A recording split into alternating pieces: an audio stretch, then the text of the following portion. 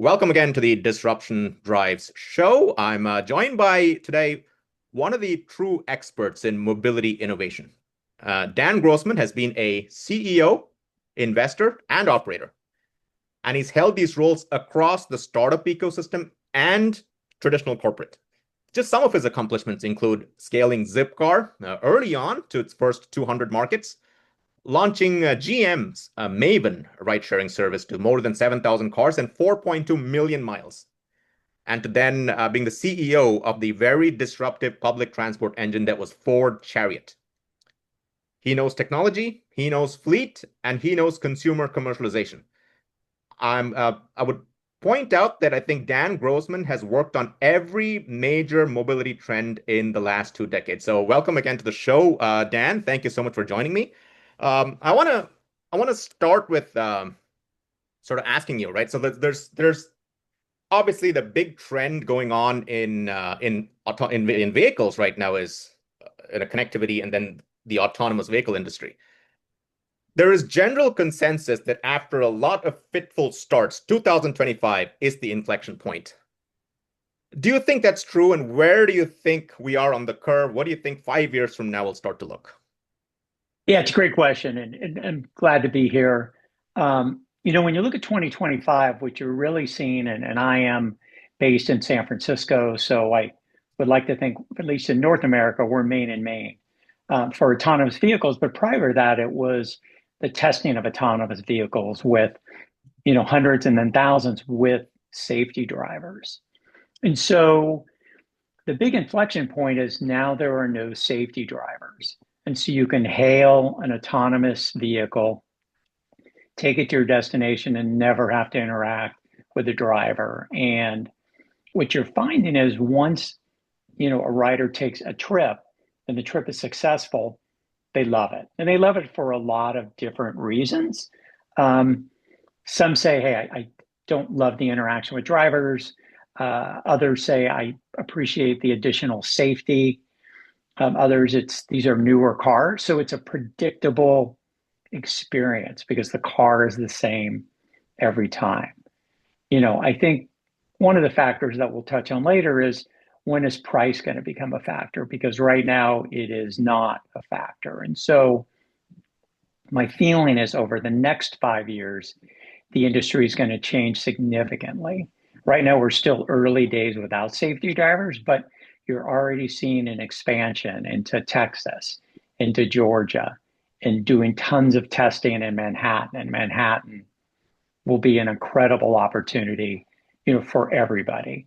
And so how is that all going to look in 5 years? And I think it's going to look incredible. And it's not just going to look like a bunch of cars with one passenger in the back seat. My feeling is you're going to see shuttles advance. So you're going to have 8 to 14 people sharing a vehicle. The trip types are going to change where some might just be dedicated to transit stations and airports. And then you're going to see volumes explode. And so you're probably going to have 4 to 6 brands all playing in the field that consumers would have the opportunity or riders would have the opportunity to utilize.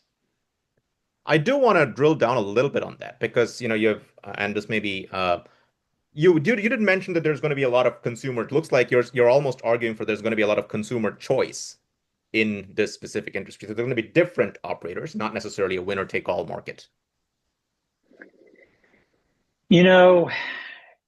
It's good old fashioned competition. And I would say that those companies with the deepest pockets, your Waymo, Zoox, and Tesla, you've got Tesla, Google, and Amazon all duking it out,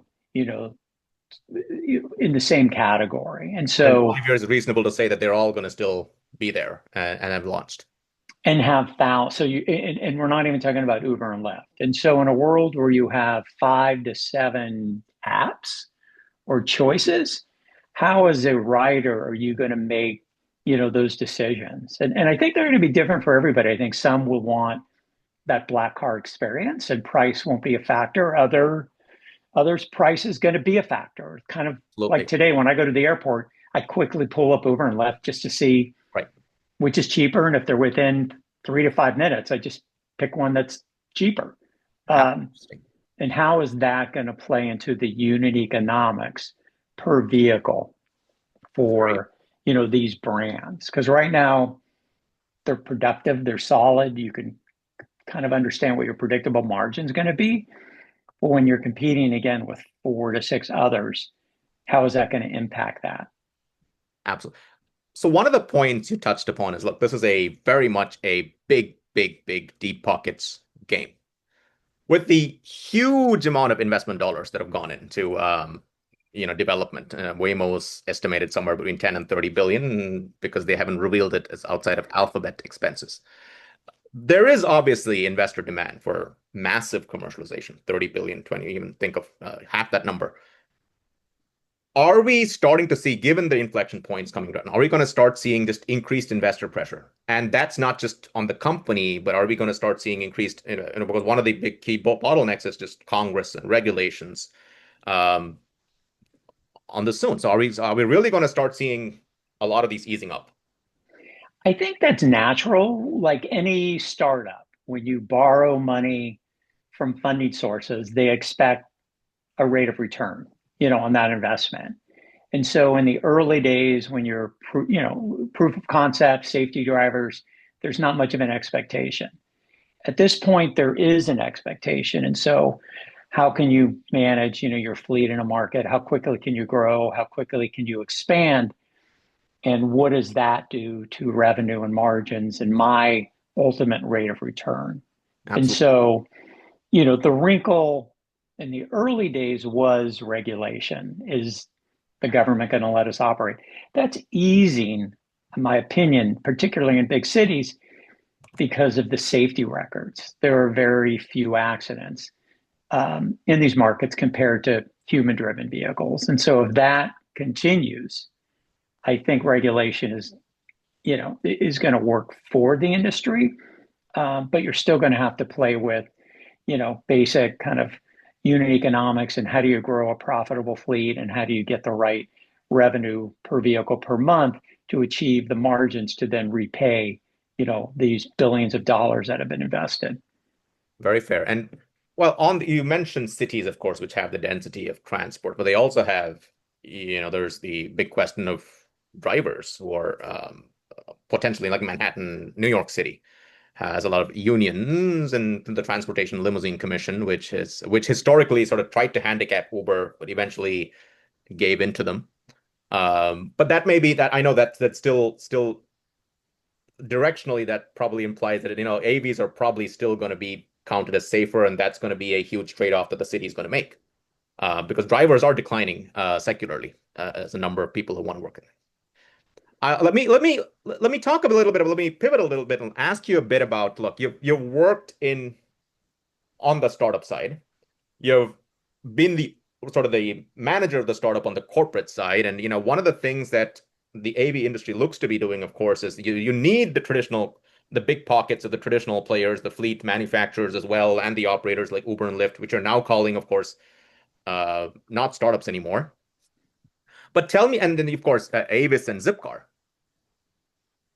Tell me a bit about you've held leadership stints at Ford and GM, traditional fleet companies, and of course, Avis Budget Group and Zipcar, while trying to help them innovate. Um, but at the same time, we're starting to see that very much the traditional fleet companies are not leading this journey at this point, at least.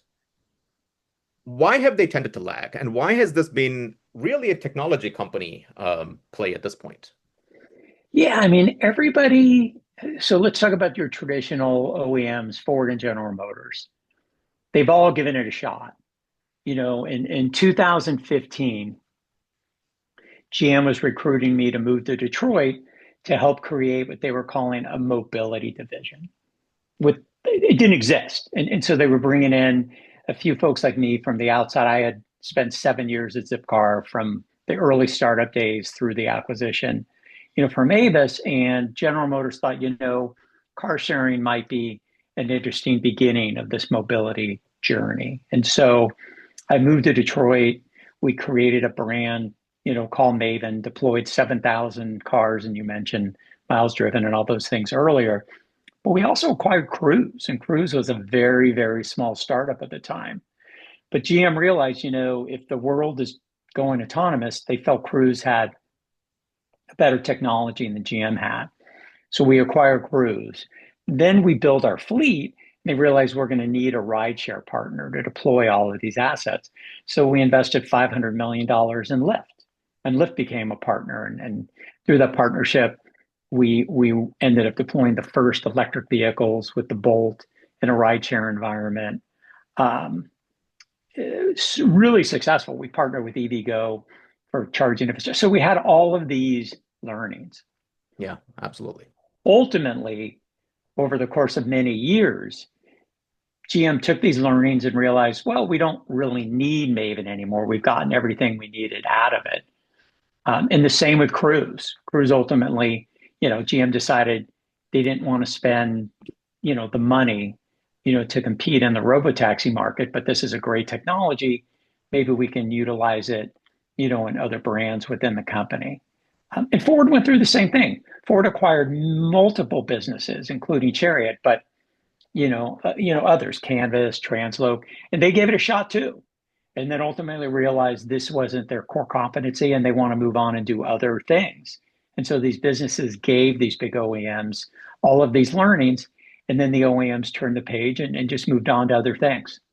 And by other things, do you mean that the traditional OEMs are largely, they understand that their knowledge exists in deep manufacturing, large scale assembly line style manufacturing, but not, and then applying their technology to their more broadly. Is that a fair statement to make? Yeah, taking all of these learnings and technologies and taking it back to the mothership, and how can we utilize this with existing brands? In the case of GM and Ford, they had deep aspirations to expand and will really begin the expansion of their electric fleets. Absolutely. And so now you're seeing, wow, the benefit of that differently.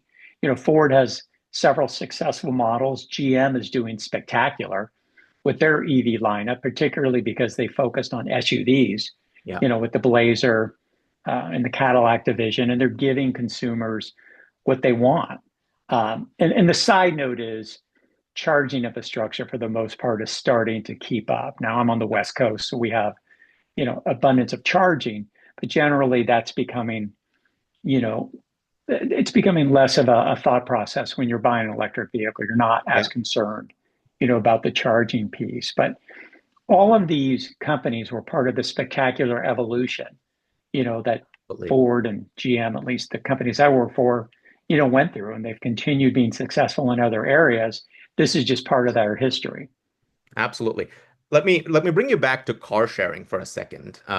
You've obviously led the wave on car sharing. Car2Go, you've worked at Maven and Zipcar. You've obviously seen Car2Go, and there's several sort of Get Around and Turo who had similar, effectively car sharing models, asset light maybe. It is considered one of the beachheads for AVs. There is a general consensus secularly car ownership is declining. Uh, and ownership is becoming rides instead. But at the same time, several car sharing experiments have tended to struggle at various stages. So what lessons do you think the AV industry should think through as they attack this use case as rides rather than car ownership? Which I know Tesla obviously has a personal ownership model, but we're very much Waymo, and to the extent that we know about Zoox, and things like, they're definitely trying to monetize rides instead. Yeah, where do you think that evolution is going to have? Are they going to how's that playbook? Because the playbook has been written before for car sharing, and it's Yeah, and they should study it. I mean, look, Zipcar was the tip of the spear, and I am extremely proud that I was at Zipcar in the very early days when I didn't really understand car sharing. What I understood was market expansion, and I learned car sharing. And Zipcar just celebrated its 25th anniversary. It yeah, doesn't matter what industry you're in, when you've survived 25 years, it's not a fluke. You right. have an absolute market fit. And for Zipcar, it is launching in cities that have great public transit, that are walkable, that generally have low car ownership, or the cost of owning a car is really expensive. And so markets like Boston, New York, Chicago, you don't need a car. I used to live in Boston. I never thought about having a car. It's not required. And so, but for the most part, these are trips that are called station-based round trip, meaning you have to pick the car up and drop it off in the same location, which doesn't accommodate every trip type. So then Car2Go comes along, very small, two-seaters, a moderate use case, but you can take the car per minute. So if you just need to go across town, you don't have to bring the car back.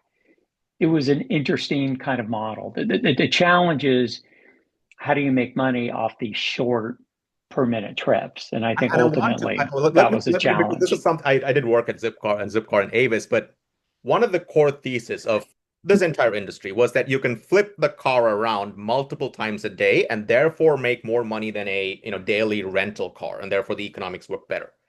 As it turned out, in Zipcar, it was actually fairly hard to rent the car out multiple times a day, and obviously several, and similar to Car2Go get around. So tell me, and now you have effectively autonomous vehicles, which actually are very similar to Zipcar, except that you're a passenger, not a driver of the car.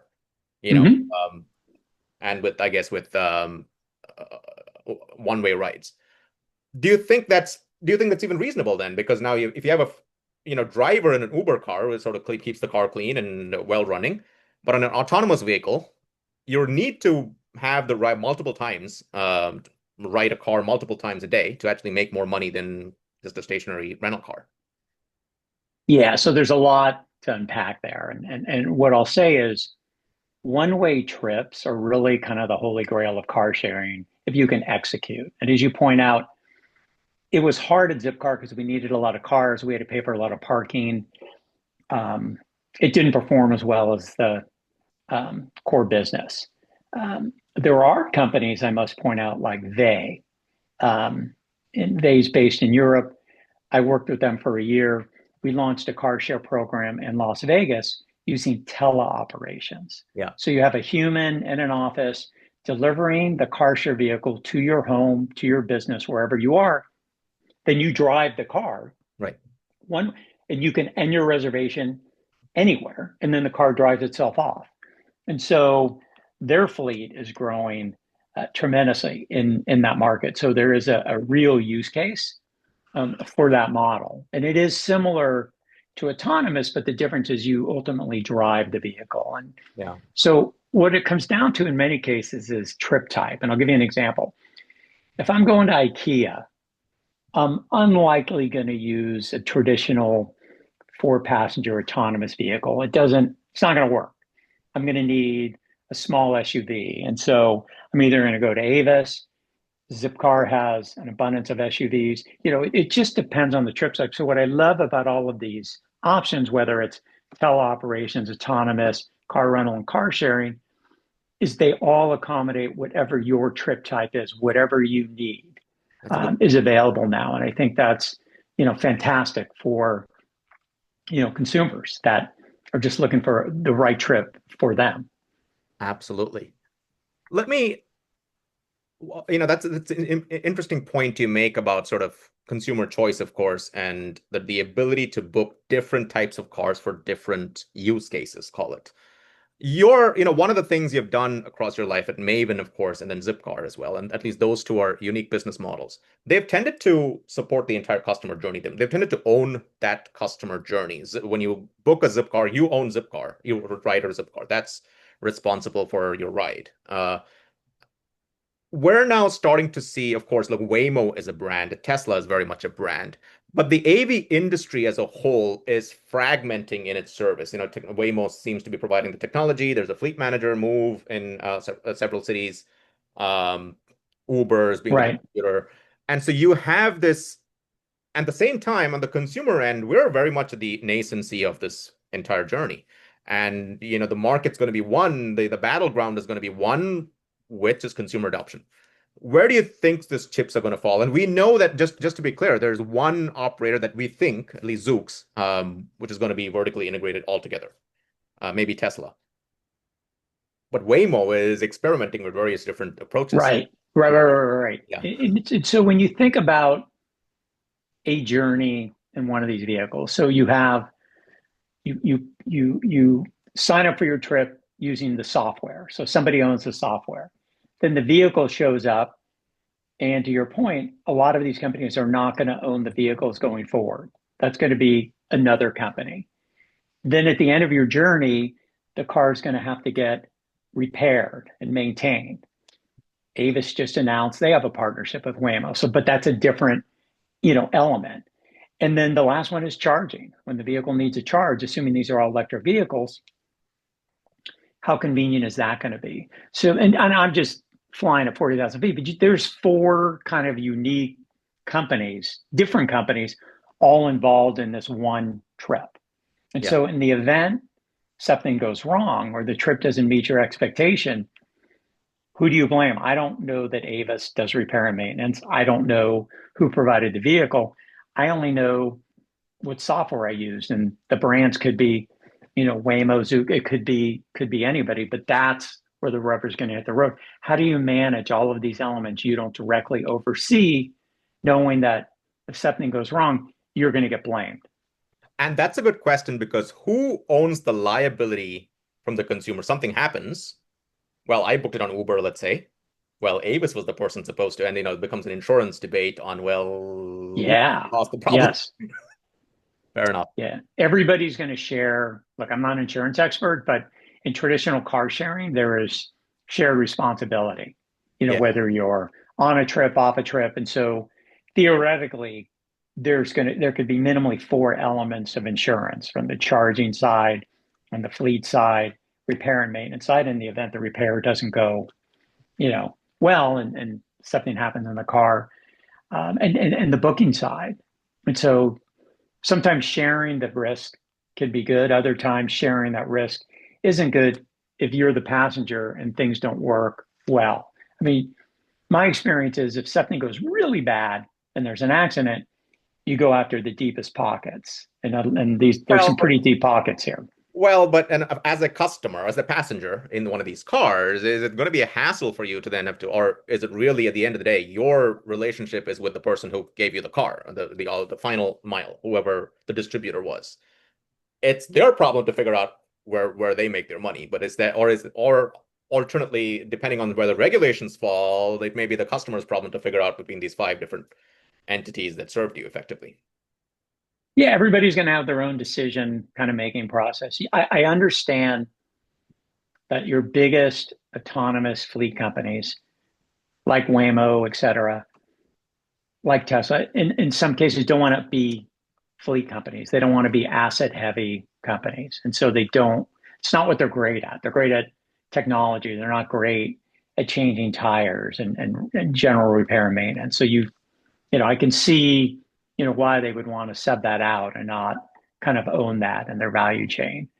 But it does come with some risk. But these are smart people, and so you have the right sort of oversight, you may not run into any problems. I can tell you from personal experience, I was in an accident once in Los Angeles in an Uber, and the follow-up was spectacular. I probably got calls. I mean, we got an accident on the freeway. I wasn't injured, but they checked on me like 3 weeks in a row just Right. to make sure I was okay. Is there anything they could do?